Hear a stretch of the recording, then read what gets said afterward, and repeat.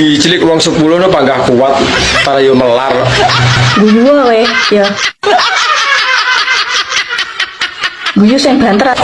Ora sapa lho sing guyu. Pancen iki gak ngerti aturan nyenuk.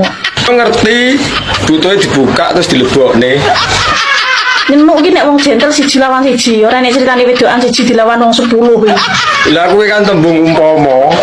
Bayangno, Wegah nyapa dadak kon bayangne. aku dhewean aplah-aplah kon ngacrus kabeh 10 ngono iya ta. Ngapasi aku ruangsamu? Lah iya lah bener to. Cah kene kok.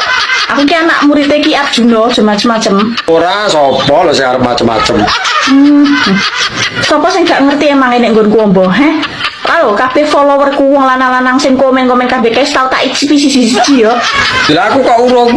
Ngerti kabeh kae nek nggonku wis koyo kolam renang, ngungkuli kolam lele. Kowe barang sak kanca-kancamu nek awe mrene yo, berdoa yang baik, pamit ning keluarga.